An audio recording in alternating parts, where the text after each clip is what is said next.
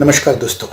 एक गांव में एक बेहद गरीब ब्राह्मण रहता था। वो गांव के मंदिर में पुजारी था। गांव के मंदिर में उसे इतना धन नहीं मिल पाता था कि वो अपने परिवार को अच्छे से पाल सके। इस बात को लेकर वो बहुत दुखी रहता था।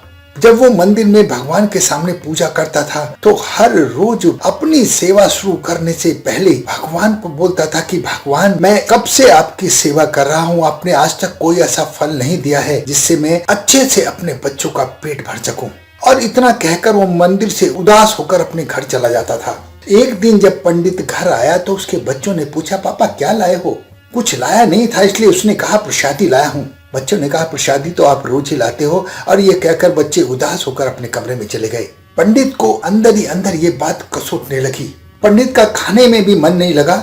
वो अपने कमरे में चला गया और जाकर सोने लगा। लेकिन मन ही मन अपने आप को कोसने लगा कि हे प्रभु, कोई तो ऐसा रास्ता होगा जो मैं अपने बच्चों की इच्छाएं पूरी कर सकूं, उन्हें अच्छे से पाल सकूं।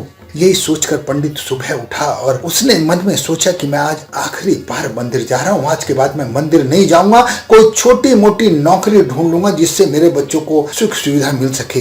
पंडित ने रोते रोते भगवान से मंदिर में काम मांगने की प्रार्थना की और वो हिम्मत करके उस गांव के सेठ के पास गया।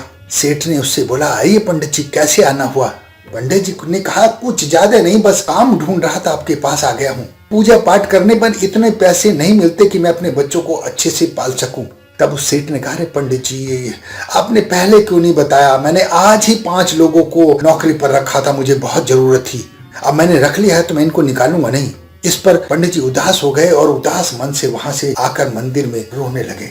मंदिर में भगवान की मूर्ति के सामने जब पंडित जी रो रहे थे तभी आकाशवाणी हुई कि हे भक्त, मैं तुम्हारी भक्ति से प्रसन्न हूँ।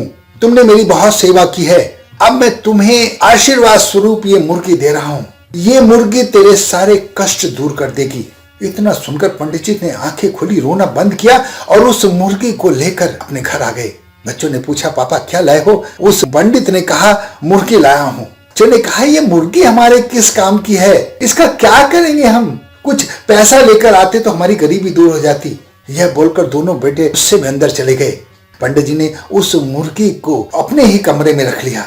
सुबह क्या देखते हैं कि उस मुर्गी ने एक अंडा दिया और अंडा सोने का था।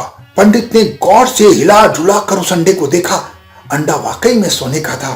पंडित जी तैयार होकर जल्दी से सुनार की दुकान पर गए और उसको बेच कर आए और बहुत सारा धन उन्हें उस अंडे को बेचने के फलस्वरूप मिला। और बच्चों के लिए बहुत सारी चीजें खरीदी, अपनी बहू के लिए बहुत सारी चीजें खरीदी। और इस तरह मुर्गी हर रोज पंडित जी को एक सोने का अंडा देने लगी। अब पंडित जी तो धनवान हो गए। जब धनवान हो गए तो उन्होंने मंदिर जाना छोड़ दिया, भगवान की पूजा पाठ करना भी छोड़ दिया। एक दिन पंडित जी को रास्ते में वो सेठ मिले जिन्होंने नौकरी पर रखने से मना किया था। तब उस सेठ ने कहा, पंडित जी आजकल आप मंदिर नहीं जाते हो। अब मुझे मंदिर जाने की कोई जरूरत नहीं है। अब मैं धनवान हो गया हूँ। अब मेरी सारी जरूरत मंदिर जाए बिना ही पूरी हो जाती है। सेठ हक्का बक्का रह गया और वहां से चला गया। पंडित जी घर आए तो उसके बेटों ने कहा कि पापा, ये मुर्गी हमें रोज एक सोने का अंडा देती है, तो इसके पेट में बहुत सारा सोना होगा। तो ना हम इसका सारा सोना एक साथ नहीं निकाल कर धनवान बन जाएं। अपने बच्चों की बात पंडित को अच्छी लगी। उन्हें सोचा, हाँ बात तो ठीक कह रहे हो। पंडित जी ने आओ देखा ना ताओ एक चाकू उठाया, मुर्गी का पेट फाड़ दिया। अब मुर्गी के पेट में सोना होता तो मिलता। उन्होंने लालच में अपनी उस मुर्गी को मार दिया था जो रोज एक सोने का अंडा देती थी। दोस्तों, ये सब देखकर पंडित जी रोने लगे। पंडित जी को उनके कर्मों की सजा मिलने वाली थी। उनके लालच ने उन्हें मार दिया था। आदमी जब बड़ा बन जाता है ना तो बहुत लालची हो जाता है। लालच को कभी भी अपने नजदीक नहीं आने देना चाहिए। बड़ा होकर आदमी भगवान को भी कैसे भूल सकता है? इतने ही बड़े बन जाओ लेकिन भगवान में आस्था रखो, उसको मानते रहो। उसके बिना पत्ता भी नहीं हिल सकता। ये बात 16 आने सही है। नमस्कार दोस्तों।